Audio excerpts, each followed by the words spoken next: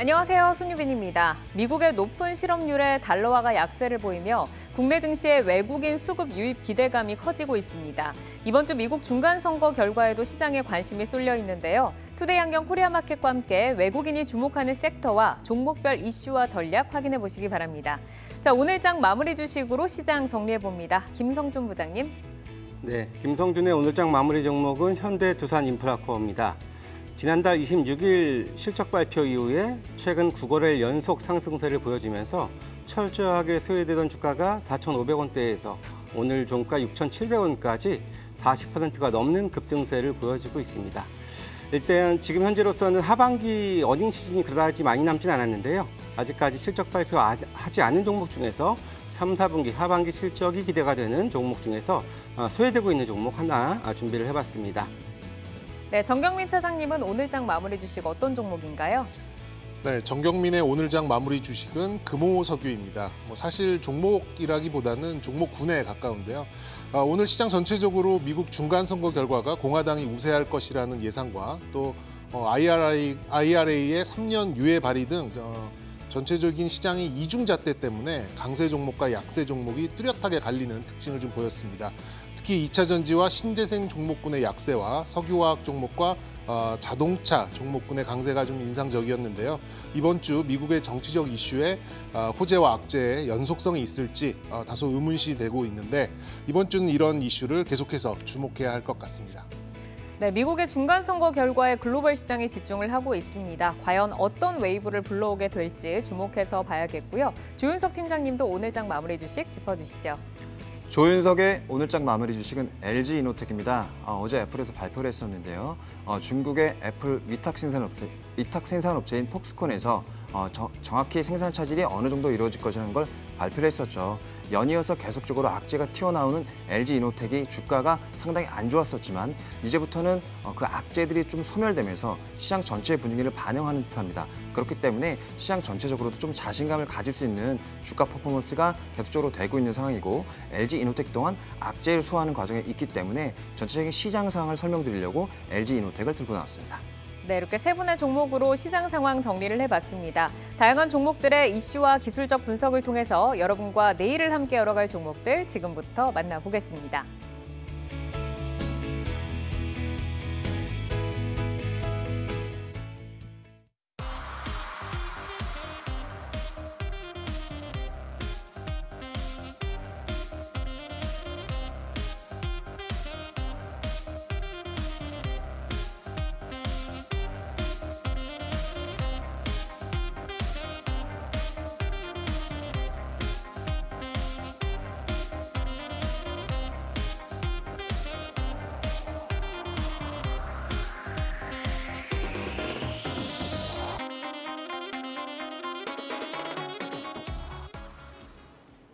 이슈를 통해 성장주와 주도주를 찾아보는 종목인 이슈 시간입니다. 오늘의 종목인 이슈는 기대와 우려 사이에 서 있는 현대차 그리고 기아 보겠습니다.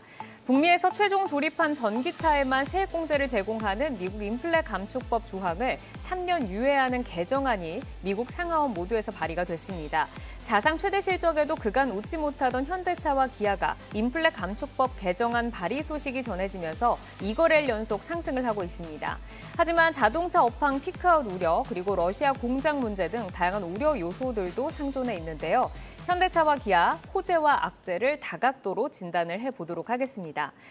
옐런 재무장관은 법에 쓰인 대로 시행해야 한다라고 원칙론을 제기를 했지만 미국 인플레 감축법 개정을 위한 다양한 행보들이 지금 나오고 있는데 중간 선거를 앞두고 있어서 더욱더 이목이 집중이 되는 것 같습니다. 이 개정안이 통과될 수 있는 가능성은 어떻게 보시는지 그리고 그에 따라서 어떤 영향이 있을지 정경민 차장님께 먼저 들어볼까요? 아직 아무것도 확실한 것은 없죠. 근데 좀 기대는 확실히 있는 것 같습니다. 일단 양당 모두 이 발의안에 대해서 좀 찬성을 하는 걸로 좀 알려져 있었기 때문에 어느 정도 좀 기대감이 만들어내는 오늘의 주가 반등이 아니었나 이렇게 좀 평가할 수 있을 것 같고요. 아직 뭐 확실한 것이 없다고 좀 말씀을 드렸듯이 이제 그저 좀 발의를 했을 뿐이고 이제 어떻게 흘러갈지는 좀 지켜봐야 될 것 같은데 중간 선거 결과가 이제 IRA의 효력을 뭐 3년 유예시키게 될지에 대한 것도 일종의 또 불확실성 아니겠습니까? 그렇기 때문에 여기에 따른 좀 여기에 따른 좀 우려와 기대 이런 게 동시에 또 존재하는 그런 부분이 아닌가 싶습니다. 결론적으로는 저는 제한적으로나마 자동차 종목군의 반등 이 정도는 충분히 우리가 읽어낼 수 있는 부분이 아닌가 싶고요. 현대차와 기아는 최근 좀 약세를 좀 보였었죠. 아무래도 2024년 이후에 대한 실적에 대해서 굉장히 좀 불확실성이 좀 커졌기 때문에 좋은 실적에도 불구하고 PER 멀티플이 이제 뒤로 밀리는 이제 그런 악재로 좀 작용을 좀 했었는데 만약 유예 법안이 이제 현실화될 경우에는 아무래도 좀 시간을 벌 수 있기 때문에 다소 좀 긍정적인 이슈로 우리가 해석을 충분히 할 수 있는 부분이다 말씀드릴 수 있겠고요.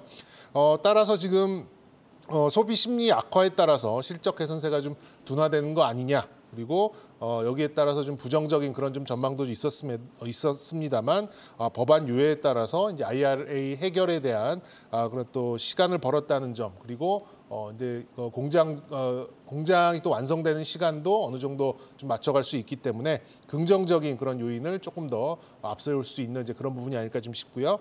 단기적으로는 이런 부분이 좀 부각이 돼서 일정 부분 레벨업을 조금 더 시도하지 않을까라고 예상해 보도록 하겠습니다. 네, 단기적으로 모멘텀을 얻을 수 있다라고 정리를 해주셨고 미국 재무부가 별도로 실시한 상업용 친환경차 보조금에 대해서 추가 의견 수렴과 관련해서 한국 정부가 이제 렌터카 그리고 이제 단기 리스 차량도 상업용 범위에 포함을 해달라라고 요청을 했습니다.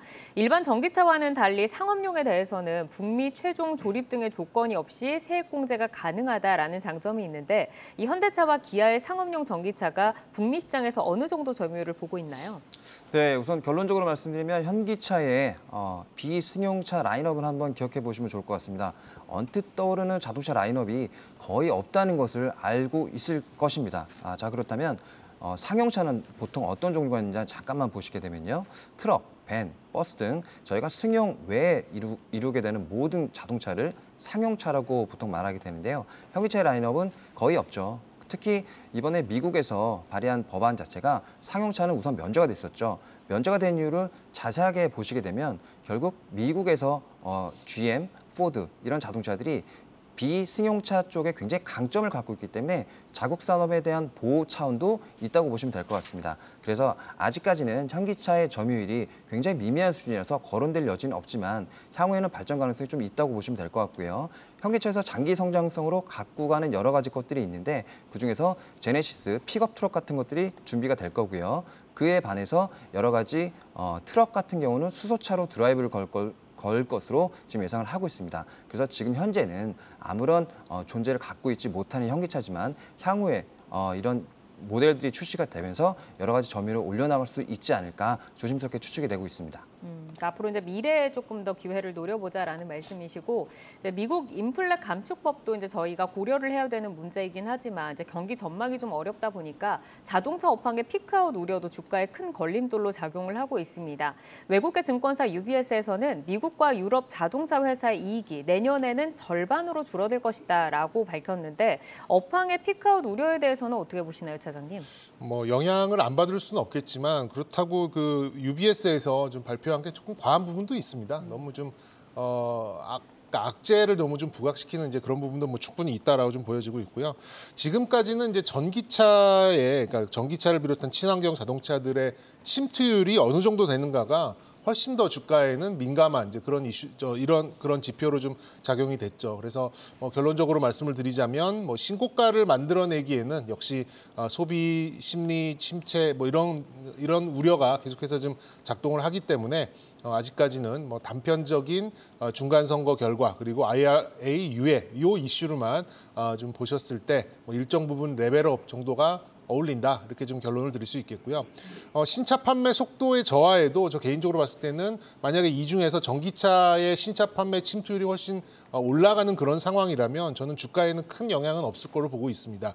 만약에 11월 달 판매 데이터가 소비 침체 영향권에 들어가고 전기차 판매 대수가 역행하는 그런 상황이 온다 그러면 아무래도 주가는 하향 횡보하는 그런 그림이 나오겠습니다만 나름의 데이터만 보여주고 특히 그 데이터 중에서 전기차 판매 대수가 역행하는 그런 상황이 온다 그러면 아무래도 주가는 하향 횡보하는 그런 그림이 나오겠습니다만 나름의 데이터만 보여주고 특히 그 데이터 중에서 전기차 판매 대수가 역행하는 그런 상황이 온다 그러면 아무래도 주가는 하향 횡보하는 그런 그림이 나오겠습니다만 나름의 데이터만 보여주고 특히 그 데이터 중에서 전기차 판매 판매 데이터가 어느 정도 유지만 되어준다면 저는 말씀드린 대로 이런 정치적인 이슈에 따른 반등, 이거를 훨씬 더 민감한 잣대로 들이대는 게 맞지 않을까 이렇게 좀 생각하고 있습니다. 그러니까 뭐 판매 대수가 지금에서 뭐 역행까지 하지 않는다면 IRA가 더 주가에는 모멘텀이 되어줄 것이다라고 이제 말씀을 해주셨습니다. 이제 현대차그룹에서 그 러시아 공장에 대한 우려도 저희가 빼놓고 갈 수가 없는데 사실 주요 글로벌 기업들이 러시아 시장에서 좀 철수를 많이 했습니다. 하지만 현대차는 아직 결정을 내리지 못하고 있는 상태입니다. 이 러시아 관련해서 우리가 주목해야 될 부분이 어디 있을까요, 차장님? 네, 우선 러시아 같은 경우는 국제 정세에서 조금 얘기가 다르게 나오고 있죠. 휴전 그리고 종전에 대한 가능성도 조금 열리고 있기 때문에 현기차는 아직까지 결정을 안 하는 것이 조금 더 유리한 구간이 아닌가 좀 생각을 해보고 있습니다. 그리고 이 자동차 산업이라는 건 대규모 기계 장치가 집약이 된 자본 집약적 산업이라고도 볼 수가 있죠. 그렇기 때문에 예전에 러시아에서 철수했던 뭐 맥도날드라든지 이런 기업들하고는 조금 궤가 다릅니다. 그렇기 때문에 이런 한번 철수가 다시 진입하기에는 굉장히 어려운 그 산업 특성을 갖고 있기 때문에 현기차의 지금 결정 보류는 다행스럽다, 오히려 이렇게 평가할 수 있을 것 같고요. 그리고 이런 일반 소매 기업과 다르다는 것들을 말씀을 드렸는데 경쟁력 부분도 한번 따져보셔야 될 것 같습니다. 즉 경쟁력이라고 하는 건 현기차가 중국에 굉장히 많은 공장을 지었었죠. 그렇지만 경쟁력 측면, 즉 가격 측면이나 여러 가지 브랜드 이미지 같은 것들이 다운이 되게 되면서 중국에서 굉장히 안 팔렸던 경험이 있습니다. 그러면서 중국 공장들을 스크랩하는 경우가 생겼었죠. 하지만 러시아 시장에서 현기차의 경쟁력은 굉장히 강합니다. 보통 30%에서 25% 수준의 점유율을 그 전에 가져왔던 수준으로 보통 점유율 1, 2위를 나타내는 수준이었죠. 그렇기 때문에 이 점유율 자체가 곧 경쟁력이라고 판단하게 된다면 철수보다는 오히려 현기차는 계속적으로 기회를 모색하는 그런 시간이다, 이렇게 보여주시면 될 것 같고요. 앞으로 이런 종전이나 휴전 같은 것들이 나오게 된다면 오히려 주가의 모멘텀이 될 수 있는 가능성이 좀 크다, 이렇게 말씀드리고 싶네요. 그러니까 팀장님께서는 오히려 이제 철수에 대해서 좀 신중한 입장을 고수하는 것이 더 기회를 노릴 수 있는 측면이다라고 말씀을 주셨고, 저희가 이제 부정적인 요소들은 조금 짚어봤습니다. 그렇다면 기대할 수 있는 요인들은 어떤 게 있는지 기대 요인도 한번 짚어볼 텐데, 반도체난이 완화되면서 그동안 이제 대기 수요로 있었던 차량들의 출하가 증가를 하고 있다라는 소식이고, 실제로 반도체 기업들의 전장 부문 성장세도 주목을 받고 있으니까 이 부분이 어느 정도 실적을 좀 견인해주지 않을까라는 생각이 듭니다. 정경민 차장 어떻게 보세요? 그랬으면 좋겠는데요.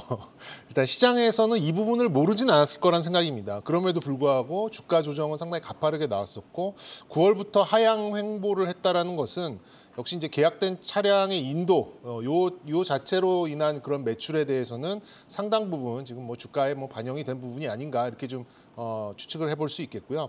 뭐 아직도 인기 있는 EV 같은 경우에는 1년 이상의 뭐 대기 기간이 설정이 돼 있고, 그리고 뭐 내연 기관은 이제 제네시스를 비롯한 고가 그 모델에 대한 집중으로 인해서 저는 뭐 대기 수요 자체라기보다는 역시 신차에서 EV 모델들이 어느 정도 침투하고 있는가, 어느 정도의 비중을 이 전기차, 친환경차의 비중으로 가져가는가가 훨씬 더 민감한 그런 주가에 민감한 그런 재료가 아닌가 싶습니다.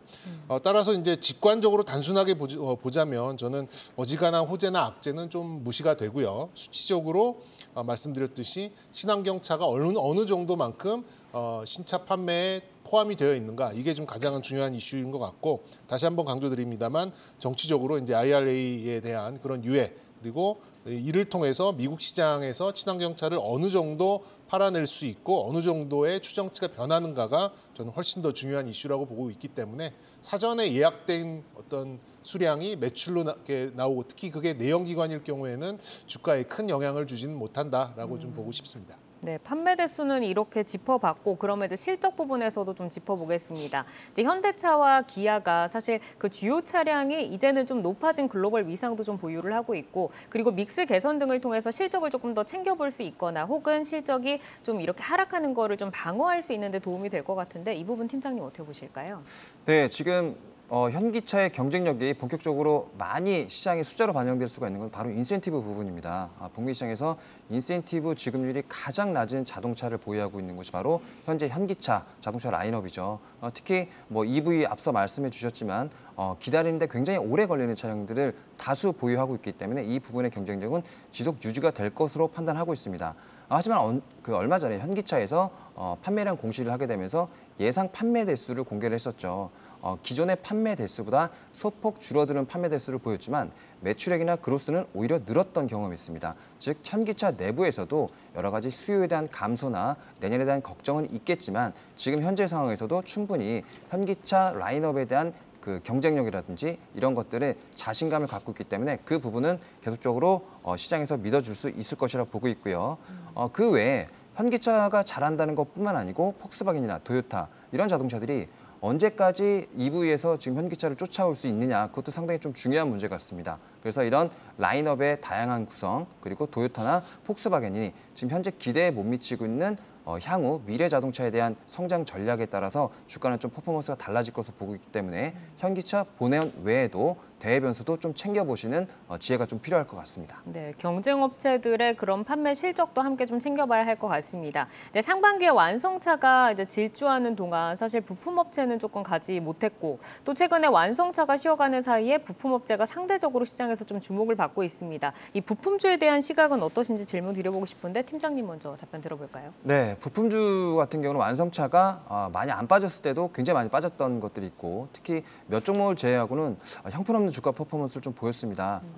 부품주의 좀 숙명이라고 봐주시면 될 것 같고요. 부품주 같은 경우는 매출이 우선 늘어야 되는 게 첫 번째 포인트입니다. 그렇기 때문에 아직 친환경차가 대중화되지 않은 상태에서 현기차가 많은 대수를 판매해야 되는 거죠. 그렇지만 그것들이 예전만큼 진행되지 않다 보니까 많은 투자는 이미 진행이 돼 있고 그거에 대한 가동률이 올라오지 못하면서 매출의 그로스 대비 영업이익이 많이 올라오지 못하는 현상으로 인해서 주가 퍼포먼스는 좀 제한이 되고 있던 모습이었습니다. 그에 반해서 친환경차나 미래 자동차에 포함이 되는 여러 가지 부품들을 준비하고 있는 업체들, 즉 SL이나 명신산업 같은 경우는 밸류에이션상 조금 높은 퍼포먼스를 보여주고 있는데요. 이런 부분들을 계속 보시게 되면 양적 그 팽창보다는 질적 팽창을 좀 우선시하는 시장의 뷰를 보실 수 있을 것 같습니다. 앞으로도 이런 뷰는 계속적으로 진행이 될 수 있을 것으로 보고 있기 때문에 현 단기 리바운드보다는 지속적으로 경쟁력이 강화되는 부품 업체 쪽으로 좀 집중해 보시는 것이 좋을까 의견 드리고 싶습니다. 그러니까 앞으로도 실적이 늘어날 수 있는 부품주들을 보자라는 말씀이시고 정경민 차장님은 어떤 시각으로 좀 보실까요? 네, 뭐 비슷한 시각입니다. 일단 부품주는 고려해야 될 부분이 굉장히 많고요. 여기에 또 요즘에 애플카 이슈까지 좀 희석이 좀 된다면 기존 부품사들의 주가의 탄력도는 상당히 한정적이고 현대차와 기아의 그런 그 주가 움직임에 상당히 좀 종속된 수동적인 움직임을 보일 가능성이 높다라고 먼저 결론을 좀 드리도록 하겠고요. 실제로 뭐 오늘 뭐 만도나 또 좋은 실적을 보였었던 모트렉스 같은 뭐 종목들 또 개인적으로 관심 종목으로 좀 말씀을 드렸었던 SL 같은 경우도 모두 뭐 완성차에 치이고 2차 전지에 밀리면서 선호도가 좋다고 말씀드리기는 좀 어려운 것 같아요. 그래서 단지 이제 개선되는 매출과 실적에 반응하고 또 완성차가 움직이는 그런 상황이라면 다소 수동적인 이제 그런 종속적인 움직임은 지속될 수밖에 없지 않을까라는 생각 들고 저는 오히려 애플카 이슈가 등장을 했기 때문에 부품주를 보신다면 애플카의 가능성을 키우고 있는 종목들로 우회하시는 게 어떨까 싶습니다. 뭐 불과 한 1년 전만 하더라도 테슬라의 전송 꾸러미 하나 납품해도 뭐 상한가를 가고 그랬잖아요. 그런 면에서 국내 제조사보다는 애플카에 대한 약간 막연하지만 그래도 좋은 의미의 불확실성이 있는 종목들을 조금 더 선호하고요. 대형주로 봤을 때는 역시 LG 이노텍 좀 매력적인 구간이라고 생각이 들고 중소형주로는 역시 플라스틱 사출 전문 회사인 신성 델타테크 같은 종목에서 부품주의 기회를 보시는 게 단기적인 탄력에는 더 좋은 그런 결과가 나오지 않을까 예상해 보도록 하겠습니다. 뭐 완성차가 갈 때 그리고 2차 전지가 갈 때 이렇게 뭐 주도적으로 테마를 형성하고 부품주가 올라가지는 못하기 때문에 앞으로 좀 노려볼 수 있는 모멘텀은 애플카 이슈가 아닐까라고 말씀을 주셨습니다. 자, 그러면 이제 현대차와 기아 그동안 참 많이 좀 고통을 받은 구간이었는데 그 투자 의견에 대해서 한번 들어볼까요? 차장님 먼저 말씀 주시겠습니까? 네, 뭐 현대차와 기아 모두 저는 뭐 한정적인 레벨업 시도라는 점에서 일정 부분 저점을 높이려는 이제 그런 시도는 이번 주 내내 계속되지 않을까 이렇게 예상해 보도록 하겠고요. 차트를 잠깐 좀 보여주신다면 지금 최근 30일 거래일 동안에 이제 코스피 종합 차트 움직임과 현대차와 기아의 움직임입니다. 거의 한 15% 정도의 갭 차이가 나고 있는데 저는 아무래도 이제 코스피 쪽에서 이 IRA와 또 이제 중간 선거 결과 때문에 좀 불확실성이 커진 종목들이 매도가 나오고 이런 현대차와 기아 종목들로 약간의 수급적인 우호적인 이제 그런 수급이 유입될 가능성이 좀 높아 보여서 이 간격을 많이 좀 줄여내지 않을까 이렇게 좀 예상하고 있고요. 현대차는 일단 저는 죄송합니다. 현대차는 일단 17만 5천 원대에 나왔었던 이 갭을 좀 메꾸려는 시도는 나올 수 있을 거라고 충분히 생각을 하고 있습니다. 오늘 나쁘지 않은 수급을 좀 보였기 때문에 17만 5천 원대에 보였었던 이 갭을 좀 메꾸고 그리고 저점을 17만 원대로 하는 새로운 이제 지지대가 형성되지 않을까 이렇게 좀 생각 들고 있고요. 그리고 또 하나의 갭이 있죠. 19만 원대에 있었던 요 갭 정도 요 사이에서 당분간 횡보를 하면서 지금 나오는 그런 이슈들을 어떻게 소화할지를 우리가 좀 지켜봐야 될 것 같고 기아 같은 경우는 기아도 좀 비슷합니다. 움직임 자체는 사실 현대차와 크게 다르지 않은 이제 그런 모습으로 볼 수가 있겠는데요. 거의 뭐 비슷한 차트죠. 굉장히 오랫동안 거의 두 달에 가까운 시간 동안 저가 횡보를 했던 그런 부분인데 기아도 마찬가지로 한 7만 2천 원 선 정도까지는 자율 반등을 해주지 않을까. 그리고 8만 원 밑에 선 한 7만 8천 원부터 8만 원 선까지의 어떤 저항을 느끼면서 이 안에서 횡보 구간을 좀 진행할 것 같고요. 그 후에 이제 EV 판매 데이터나 또 IRA 유예 가능성을 좀 지켜보면서 레벨업되는 박스권을 갈지 아니면 조금 더 횡보할지가 결정되지 않을까 예상해 보도록 하겠습니다. 이 박스권이 위로 더 좀 뚫어줄지 이 부분은 아직 확실하지 않고 조금 제한적인 상승 정도로 지금 봐주셨습니다. 자, 그럼 조윤석 팀장님은 현대 기아에 대해서 어떻게 지금 보고 계실까요?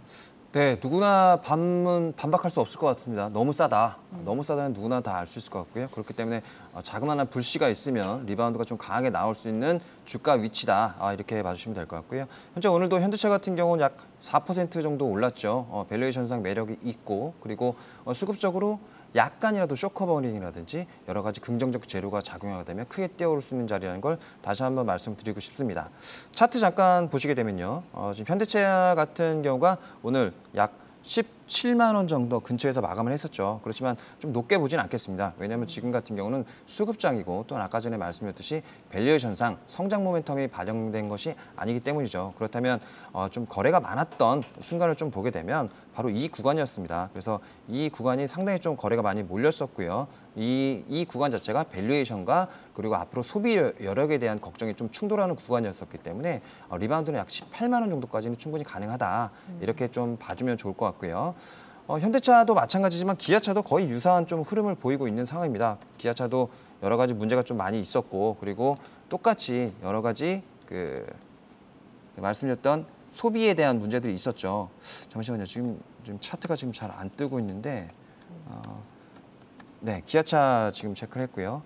기아차 지금 잠깐 보시게 되면 약 저는 먼저 결론적으로 7만 5천 원 정도 말씀을 드릴 수 있을 것 같습니다. 7만 5천 원이라는 수준은 아까 전에 현대차랑 말씀드렸던 거래가 좀 많았고 향후 성장세에 대한 그 문제점들이 지목이 됐던 것들이 바로 7만 5천 원 부근이었었기 때문이죠. 그래서 7만 5천 원 수준까지는 충분히 리바운드가 좀 가능하다 이렇게 봐주시면 될 것 같고 상대적으로 현대차보다 기아차가 조금 더 리바운드 구간이 좀 크다고 생각하는 이유는 조금 더 싼 구간 그리고 라인업이 상대적으로 현대차보다 더 좋은 라인업을 갖추고 있기 때문에 그런 것들을 좀 반영을 했습니다. 더군다나 지금 계속적으로 이슈가 되고 있는 부분이 애플카 이슈가 있었죠. 아직까지도 기아차에서 그런 얘기가 나오진 않았지만 그런 얘기가 나온다고 하면 바로 그런 수준까지는 충분히 주가가 반등할 거라 판단하고 있습니다. 네, 알겠습니다. 두 분 다 이제 유사한 의견을 주셨습니다. 어쨌든 밸류에이션적으로 지금 매력적인 구간은 맞지만 조금 단기적인 박스권이 되지 않을까라고 좀 예상을 하고 계시고 만약에 위로 뚫고 간다면 당연히 조금 더 힘이 있을 것이다라고 정리를 해주셨습니다. 자, 이슈를 통해서 성장주와 주도주를 찾아보는 종목인 이슈, 미국 인플레 감축법 유예 기대감에 동반 강세를 보인 현대차와 기아, 향후 주목해야 할 이슈와 주가 방향성 점검을 해봤습니다. 미국 중간 선거 결과 등 향후 관련 일정들 잘 주목을 하시면서 대응을 하시기를 바라고요. 내 종목을 만나는 즐거움, 종목 맛집 투데이 한경 코리아 마켓 조회수 업앤다운 만나보겠습니다. 네, 주식창 조회수를 통해 투자자분들의 관심 종목 만나보는 조회수 업앤다운 시간입니다. 오늘은 어떤 종목 올라와 있는지 확인해 보겠습니다. 6만 원 선에 안착하며 마감한 삼성전자 그리고 9만 원을 회복한 LG전자 보이고요. 종목인 이슈에서 만나본 현대차, 그리고 LG엔솔, LG화학, 한미글로벌, 그리고 하나에어로스페이스 등이 올라와 있습니다. 오늘은 폴란드와 천무 수출 계약을 전해온 하나에어로스페이스 살펴보겠습니다. 폴란드 정부와 다연장 로켓인 천무의 수출 계약을 체결했는데요. K9에 이어 천무까지 올해만 폴란드 수출 물량이 이미 8조 원을 넘어선 가운데 레드백 수출 협상도 본격화하고 있다는 소식입니다. 오늘 주가는 재료 노출에 따른 차익 실현 매물이 출회되며 9거래일 만에 하락 마감했습니다. 네, 그러면 하나에어로스페이스 김성준 부장님과 전략 살펴보겠습니다. 향후 추가 수출 가능성 그리고 성장 추이 어떻게 보시는지 먼저 짚어볼까요? 예, 일단 사실 말씀하셨던 것처럼 폴란드의 2차 계약분은 기사나 리포트를 통해서 많이 알려져 있던 뉴스였고요. 추가적인 수주에 대한 부분들도 역시 기대감은 높다고 말씀을 드릴 수가 있겠습니다. 먼저 호주 레드백 사업이 당초에는 9월경에 하기로 했었는데 호주가 정권 교체를 하면서 취소가 됐다가 다시금 재추진을 하는 것으로 지금 알려져 있습니다. 이렇게 재추진하게 되는 배경에는 미국이 그 M2 블래드리 장갑차를 4,000대를 교체하는 프로젝트를 추진하고 있는데요. 이 금액이 50조입니다. 사실 미국이 이것을 꾸준하게 추진을 하다 보면은 미국 거 먼저 진행이 되다 보면 호주는 아마 수년간 못 받게 될 겁니다. 그래서 호주가 빠르게 다시금 재추진을 했었던 배경이 됐다라고 보시면 될 것 같고요. 내년 3월 달 안에는 이런 것들이 가시화되지 않겠냐라고 말씀을 드릴 수가 있겠고요. 그래서 이런 부분들은 계속해서 수주에 대한 기대감들은 쌓아갈 수 있다 이렇게 말씀을 드릴 수가 있겠습니다. 기본적으로 이제 4분기부터 지난번 폴란드 수주 받았었던 그 K9 자주포 같은 경우도 24문에 이제 납기가 시작이 되거든요. 그리고 2026년까지 이게 총 3조 2천억이니까 해마다 대략 한 1조 원대 정도 수준의 매출이 이제 실적으로 이어질 수 있는 부분들 이렇게 보시면 될 것 같고요. 그래서 수주에 대한 기대감들은 여전히 그래도 강력하다 이렇게 말씀드릴 수 있습니다. 네, 50조 원에 달하는 레드백 장갑차 수출 프로젝트가 추진이 되고 있기 때문에 추가 수주 기대감은 유효하다라는 말씀이셨습니다. 그렇지만 주가는 오늘 다소 아쉽게 마무리가 됐습니다. 상승 출발했던 주가가 하락 반전하면서 오늘 10% 넘는 변동성을 보였습니다. 하지만 10월 중순 이후 우상향 흐름으로 전고점 돌파에 대한 기대감도 높였는데요. 조정 후 좀 더 갈 수 있을까요? 아니면 조금 더 조정이 이어진다고 볼 수 있을까요? 일단은 이제 소문에 서서 뉴스에 팔아라는 그런 증시 격언 그대로 오늘 그냥 반영됐다라고 보시면 될 것 같습니다. 4% 상승 출발했다가 이제 마이너스 5% 마감을 했으니까요. 좀 긴 음봉의 모습을 좀 보여줬는데요. 차트 보시면서 좀 말씀드리도록 하겠습니다. 오늘 역시 뉴스와 함께 나름의 좀 많은 거래량 동반하면서 약세 흐름 보여줬습니다. 그리고 또 추가적으로 지금 한화그룹이 지금 지배구조 개편 작업이 계속해서 이어지고 있죠. 이게 아마 연말까지는 이어질 거라고 보여지고 또 대우조선해양 인수가 어떻게 보면 여기 하나에어로스페이스가 1조 원 그 참여를 했는데 하나그룹의 중간 지주회사가 돼버리는 거거든요. 그렇게 되면은 그러면은 지주회사가 우리나라 시장에서는 다소 좀 그 상대적으로 좀 평가가 좀 덜 되는 그런 부분들이 있기 때문에 제가 볼 때 현재 시점에서의 진입보다도 다소간의 좀 조정을 좀 이용해 보자 말씀을 드리고요. 제가 지지를 대략 한 6만 1,000원 정도를 언급을 좀 드렸는데요. 글쎄요. 일단 현재로서는 추격 매수가 아니라 좀 관망하는 자세가 필요하고 어느 정도 좀 조정이 보인다라고 본다면은 앞서 언급드렸던 것처럼 실적에 대한 기대감들은 상당히 좀 있기 때문에 충분히 다시 한번 좀 모아가고 재차 좀 이제 상승하는 흐름을 기대를 해볼 수 있을 것 같고요. 그렇게 다시 한번 재반등한다면 1차적으로는 86,000원 지난번 고점대 정도를 단기적인 저항으로 말씀드리도록 하겠습니다. 네, 현재 시점에서 추격 매수는 자제하고 관망을 좀 하다가 조정을 매수 타이밍으로 이용해 보자라는 의견 주셨습니다. 조회수 업앤다운 이렇게 하나에어로스페이스 이슈 진단하고 전략 점검해봤는데요. 성장성 추이와 밸류에이션 잘 확인하시면서 대응하셔야겠습니다. 종목 조회하고 궁금증도 풀고 조회수 업앤다운은 잠시 후 이어서 다시 만나보겠습니다.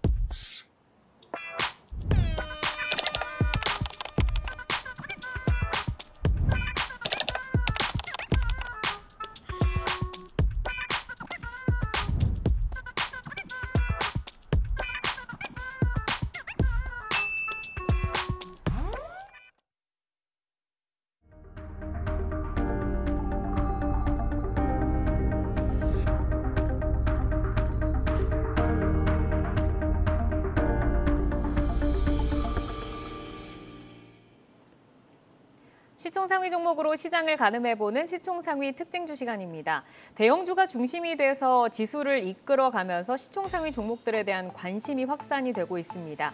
3분기 양호한 실적으로 주목을 받고 있는 LG U+ 보겠습니다. 유무선 통신 부문과 기업 사업의 고른 호조세로 3분기 예상치에 부합하는 실적을 발표하면서 하반기 실적 회복이 본격화될 것으로 전망이 되고 있고요. 연간 영업이익 1조 달성 가능성도 커지고 있습니다. 하지만 주가는 어제 이제 전거래일에 오른폭을 반납을 하면서 오늘은 약세로 거래를 마쳤는데 오늘 통신주가 전체적으로는 좀 하락을 했습니다. 이제 LG U+를 보면 연간 영업이익 1조 달성 가능성 이제 성큼 다가서는 모습입니다. 3분기 실적 발표 후에 증권사들의 호평도 이어지고 있는데 LG U+의 성장 배경부터 먼저 좀 들어볼까요? 네, 팀장님. 네, LG U+는 통신 3사 중에 바로 3등이죠. 그래서 여러 가지 성장 동력을 좀 마련해야 되는 그런 필수적인 상황이라 항상 빠져 있습니다. 그래서 LG U+ 같은 경우는 여러 가지 컨텐츠 사업을 많이 그리고 다양하게 그런 소비자들한테 전해주고 있는 그런 통신사라고 봐주시면 될 것 같고요. 제일 중요한 건 역시 통신사에서는 ARPU라고 하는 그 객단 가격이 되겠죠. 그래서 5G 그 통신을 사용하는 고객들이 얼만큼 있느냐가 제일 중요한 포인트가 될 것 같습니다.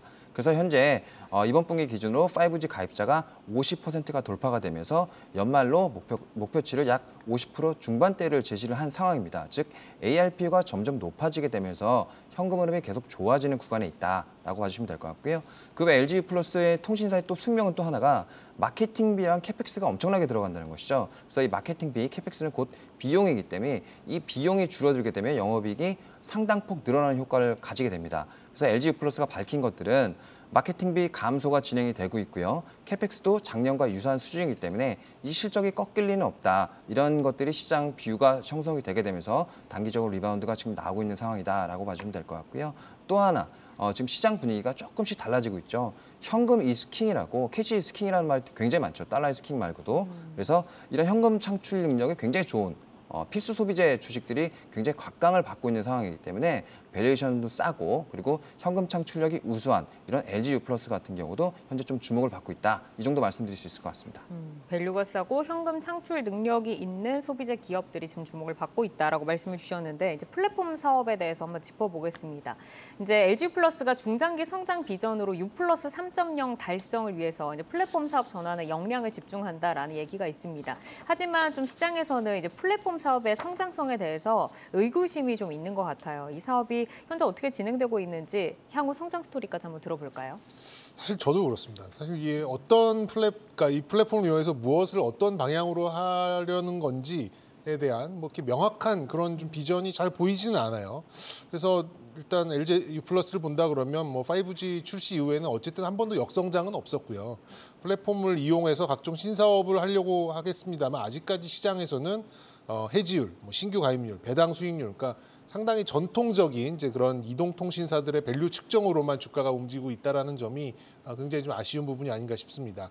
일단 OTT 업체들과의 협업 그리고 기업 B2B 사업 등 좀 비통신 사업에 대한 이제 그런 기대감이 좀 있긴 있었습니다만 사실 뭐 실적 개선세 유지 뭐 이 정도로만 좀 시장에 좀 반영이 된 것 같고요. 뭐 실적도 이제 별도 기준으로 한 1조 남짓 돌파가 좀 예상되는 수준입니다만 이 시가총액이 5조가 좀 넘는 수준이잖아요. 그렇게 보면 시장에서도 성장성에 대해서는 그렇게 이렇게 주목하고 있지는 않다라는 걸 또 반증하는 게 아닌가 좀 싶고요. 현재 뭐 기업의 뭐 가상회의나 또 여기 관련된 솔루션, 뭐 IPTV와 연계된 OTT들의 이제 독점 서비스 이런 것들에서 좀 성장을 기대했습니다만 뭐 속도감이 나오지 않은 그런 상황이다 보니까 아무래도 뭐 시장 반등 뭐 요소 뭐 이 정도로만 굉장히 좀 한정된 것 같고 오히려 LG U+는 지금 한 600원 이상이 좀 예상되고 있는 배당 수요에 감안한 그런 움직임이 훨씬 더 강한 그런 상황이다 보니까 뭐 신사업이나 플랫폼 사업 그리고 기존에 있었던 사업의 성장성 이런 부분은 시장에서 다소 좀 주목하는 정도가 좀 떨어지는 그런 상황이 아닌가 좀 싶습니다. 네, 그렇죠. 처음에 이제 뭐 디즈니와 협업을 한다라고 했을 때 시장에서 다소 좀 반짝이긴 했지만 이게 뭐 주가를 끌어주는 그런 모멘텀은 되지 못하는 것 같습니다. 그리고 이제 배당을 말씀을 해주셨는데 사실 이제는 뭐 이자가 올라가다 보니까 연말이 다가오면 원래 배당 종목들이 강하게 좀 주목을 받잖아요. 근데 그만큼까지 예년만큼 인기가 있을까라는 좀 생각도 드는데 어떻게 보세요? 단기 대응이 아직도 가능할까요? 네, 저는 뭐 시장에서 성장주를 인정하지 않고 있잖아요. 뭐 그러니까 시장 성장성을 인정하지 않는다면 역시 가치주에 맞춰서 좀 포커스를 하는 게 어떨까. 그러니까 뭐 다른 여러 가지 요인이 아니라 지금 이 시점에서는 차라리 배당 한 곳을 바라보고 매매 전략을 세우는 게 오히려 좀 단순하지만 효과적이지 않을까 생각합니다. 예를 들어서 한 600원 정도의 배당금을 감안을 할 경우에는 지금 은행 예금, 시중은행 예금하고 비슷하게 세전으로 한 4에서 4.5% 정도의 배당 수익률을 볼 수가 있잖아요. 그렇게 본다면 한 13,000원 전후한 그런 목표 설정이 가능하고 또 이게 11,000원 이하로 떨어진다 그러면 이제 배당 수익률이 5.5%까지 올라가는 상황이기 때문에 지금부터 뭐 연말까지 5% 정도의 그런 기대 수익률을 설정하신 투자분들은 거기에 맞게 매매를 하시면 되지 않을까 좀 싶고요.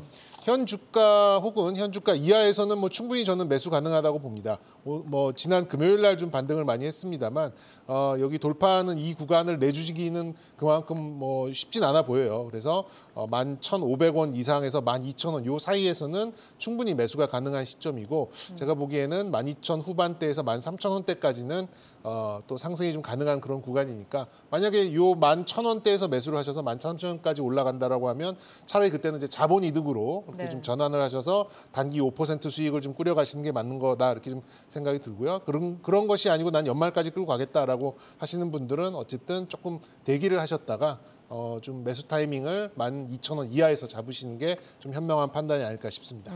12,000원 이하라고 하면 어쨌든 오늘 종가도 좀 네. 유효한 구간이긴 하네요. 네, 시총상위 종목으로 시장을 가늠해보는 시총상위 특징주 3분기 양호한 실적을 발표한 LG U+를 점검을 해봤습니다. 단기적으로는 배당 매력도 있고요. 또 올라갈 수 있는 룸도 좀 남아있다라고 했으니까 대응하는 전략 참고를 하시기를 바라겠습니다. 네, 종목을 만나는 즐거움, 종목 맛집 투데이 한경 코리아마켓, 이어서 조회수 업앤다운 만나봅니다.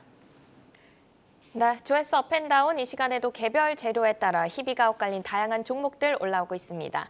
우크라이나 재건 기대감이 급등한 현대 에버다임, 그리고 네옴시티 관련주인 히림과 코오롱 글로벌 보이고요.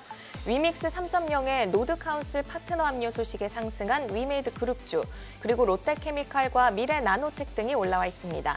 이 시간에는 롯데케미칼과 코오롱 글로벌 살펴보겠습니다. 롯데케미칼은 국제유가가 한 달 만에 최고치로 오르면서 정유화학주가 강세를 보였는데요.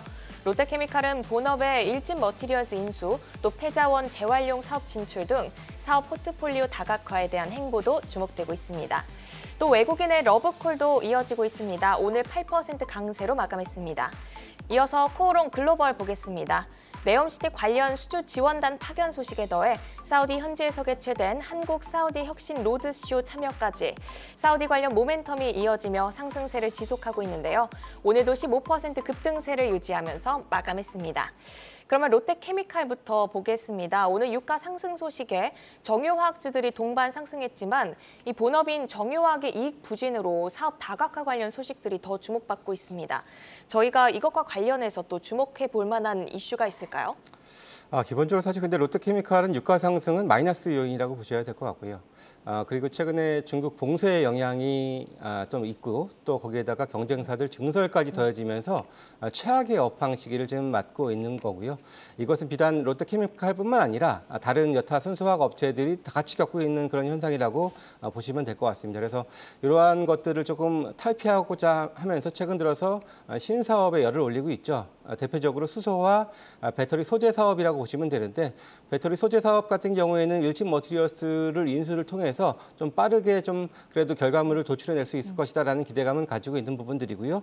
수소는 이제 2030년까지 30조를 투자를 하면서 강하게 드라이브를 걸고 있는데 이 부분에 있어서의 성과는 아직은 뭐 미지수입니다만 계속해서 좀 주목을 하면서 봐야 될 부분이라고 말씀드릴 수가 있겠습니다.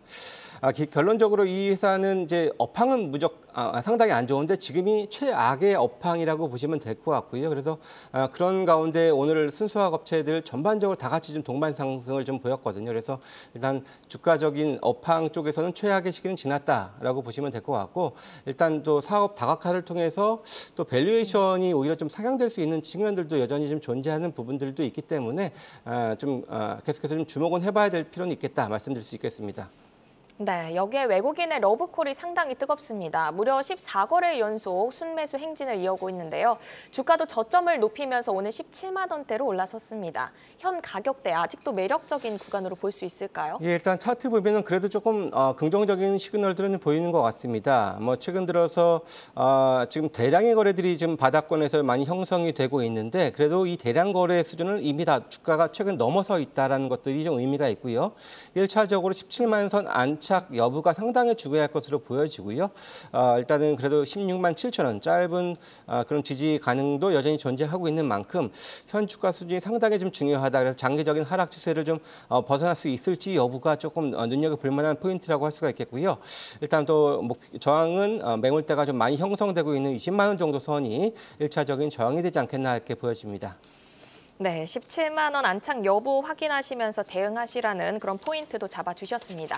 이어서 코오롱 글로벌 보겠습니다. 네옴시티 프로젝트 이 원팀 코리아에 포함됐다는 소식이 알려지면서 3거래 연속 상승세를 보이고 있습니다. 네옴시티 수주에 만약에 성공한다면 실질적으로 얻을 수 있는 이 코오롱 글로벌의 기대 효과 어떻게 보실까요? 사실 뭐 상반기 실적이 나빴냐 그러면 그렇지도 않았습니다. 괜찮았습니다. 수주도 괜찮았는데 만약에 말씀하셨던 물론 가정을 전제로 한다는 것이 조금 그렇습니다만 네옴시티 수주가 성공됐을 때는 뭐 상당한 또 주가적인 탄력은 보여줄 수 있을 거다라고 먼저 결론적으로는 말씀을 드릴 수가 있겠고요. 기존에 뭐 건설 사업뿐만 아니라 또 해외 상하수도 사업도 했었던 그런 또 전력도 있는 만큼 충분히 관련된 사업에서 어느 정도 담당할 분야는 존재한다라고 말씀을 드릴 수가 있겠습니다. 일단 뭐 저평가 영역이긴 하니까 뭐 제가 일단은 그래도 상승의 가능성은 존재한다 이렇게 마무리하겠습니다. 네, 3거래 연속 그래도 상승하면서 이 기간 동안 50% 넘게 급등을 했거든요. 저희가 그러면 여기서 좀 경계할 부분이나 향후 대응 전략 어떻게 가져갈까요? 네, 일단은 이게 기본적으로 주가가 워낙 단기적으로 급등을 했고요. 그러다 보니 변동성이 확대되는 구간에 있습니다. 아무리 주가가 현재 퍼가 4배가 안 된다 하더라도 분명히 좀 변동성은 전제해야 된다라고 말씀을 드리고요. 근데 이 회사를 계속해서 가져갈 수 있는 포인트 중에 제가 하나 좀 유의해야 될 부분들은 인적 분할 관련된 건데요. 다른 것들은 다 차치하고 물론 인적 분할이기 때문에 나쁜 건 아닙니다. 다만 그대로 가져간다면은 12월 29일부터 1월 30일까지 한 달간 동안 거래 정지 기간에 들어가거든요. 그렇다면 기회비용이 또 발생할 수 있을 것이고 여전히 변동성은 큰 구간이기 때문에 그런 점들은 염두를 하시면서 먼저 투자를 하셔야 된다 말씀을 드리고요. 그런 것들을 감안해서 1차적으로는 좀 23,000원 정도인데 이것은 뭐 네옴시티 수주한다면 더 이상 올라가겠습니다만은 1차적으로 이렇게 말씀을 드리고요. 지지 가격은 17,500원, 최근 행보하던 수준의 가격권의 저점 이렇게 말씀드리도록 하겠습니다. 네, 또 인적 분할 이슈로 한 달 동안 거래 정지가 곧 예정되어 있기 때문에 기회비용도 잘 생각하시란 말씀 덧붙여 주셨습니다. 조회수 업앤다운 개별 모멘텀 부각으로 급등한 롯데케미칼과 코오롱 글로벌 점검해봤습니다. 모멘텀의 연속성 잘 확인하시면서 대응해 나가셔야겠습니다. 종목 조회하고 궁금증도 풀고 조회수 업앤다운 종목들은 주식창을 통해 확인하실 수 있습니다.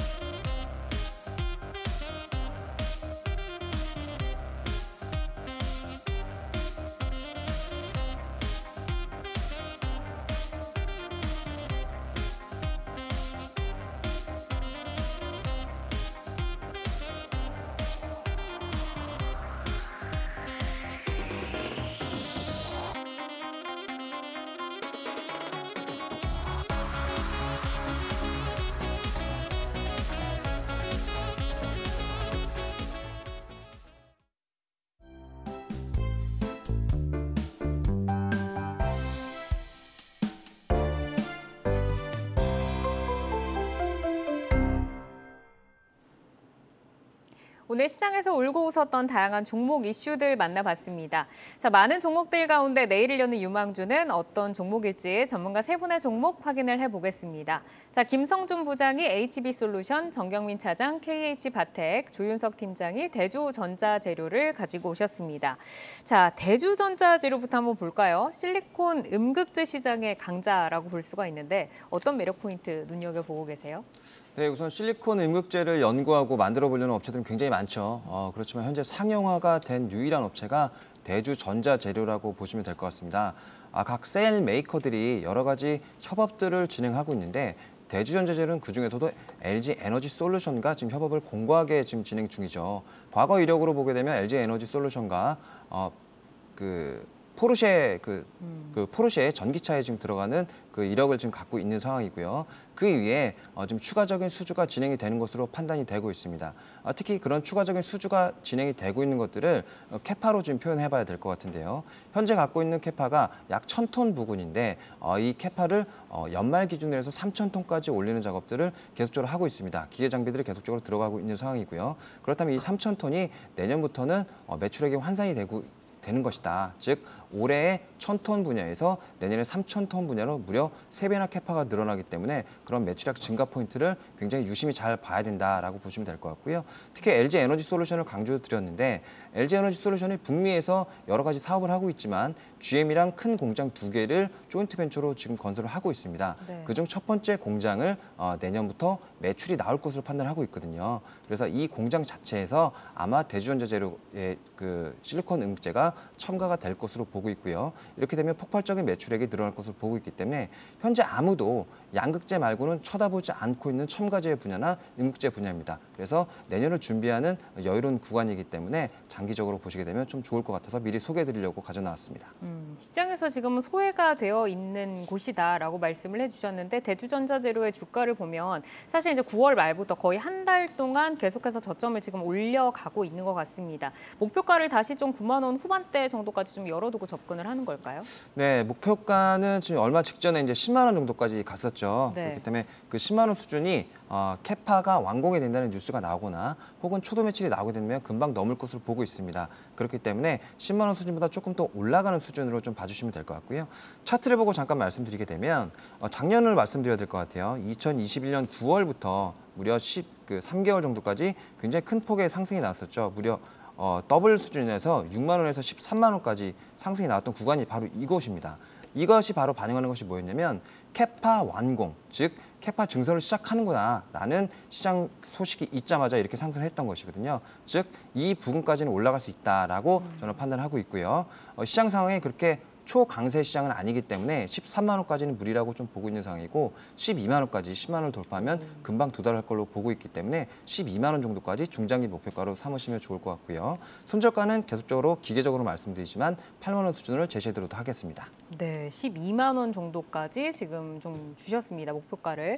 자, 이어서 정경민 차장님께서 가지고 오신 KH 바텍을 보겠습니다. 폴더블 관련주로 힌지 관련해서 대장인데 어떤 매력 포인트를 지금 주목하실까요? 지금 시황하고는 조금 동떨어져 있죠. 약간 좀 생뚱맞다라고 생각하시는 분도 계실 것 같은데 사실 펀더멘탈보다는 좀 기술적으로 눈에 띄어서 좀 오히려 역으로 좀 제가 알아본 그런 종목입니다.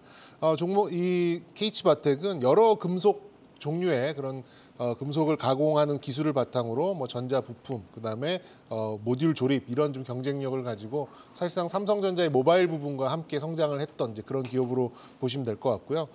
여러 가지 부품이 있겠습니다만 역시 성장다운 성장, 부품 중에 부품은 역시 이제 다이캐스팅으로 전문적으로 찍어냈던 폴더블 기기의 힌지가 중심이 되고 있고 이 기술력을 중심으로 이제 2차 전지 배터리 팩의 그 엔드 플레이트 쪽도 진출을 하긴 했습니다만 그래도 KH바텍 하면 거의 힌지 쪽으로 네. 여러분들께서 좀 인지를 하고 계시지 않나 싶습니다.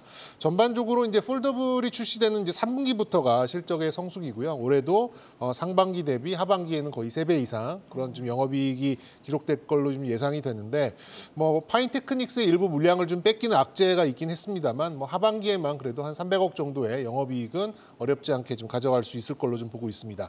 최근 이제 수급을 자극한 이슈가 뭐였나라고 좀 찾아봤더니 애플도 지금 현재 아이패드를 중심으로 폴더블에 좀 힌지 납품 업체를 찾고 있다라는 얘기가 좀 돌고 있어요. 그러니까 이런 힌지 기술이 이제 UTG 못지않게 정밀하고 내구성, 거의 10만 번, 20만 번을 접었다 폈다 하는 그런 상황에서도 고장이 없어야 되기 때문에 단기간에 이런 업체를 찾기는 쉽지 않을 것이다. 이런 좀 전망이 좀 있는 것 같습니다. 그래서 기술적으로 간단하게 좀 알아보도록 하면 정말 많은 하락을 좀 보였었고요. 제가 늘 강조드리는 신뢰감 있는 저점 구간을 한 달 반 정도, 한 30거래일 정도 확보를 했었고 두들겨도 뚫리지 않은 12,000원 정도의 선을 선을 어느 정도 좀 확보를 했다라고 봅니다. 그래서 저는 한 14,000원 정도를 빠른 속도로 돌파를 해나간다면 한 17,000원 선 정도 저항선이 놓여 있는 한 17,000원 선까지는 어렵지 않게 좀 반등을 할 수 있지 않을까 예상을 좀 하고 있고요. 오늘 좀 윗꼬리를 달았던 만큼 매수가는 어제의 긴 양봉의 한 절반 정도 되는 12,500원부터 13,000원 사이에서 좀 매수를 하시면 어떨까 좀 싶고, 목표 주가는 17,000원, 손절가는 의미 있는 지지선을 보였었던 12,000원 이렇게 좀 잡아드리면 될 것 같습니다. 네, 지금 하단을 강하게 좀 다지고 지금 좀 되돌려가는 흐름을 보이고 있습니다. 12,500원에서 13,000원 사이에서 좀 잡아보자라고 말씀을 주셨고요. 이어서 김성준 부장의 종목 HB솔루션 보겠습니다.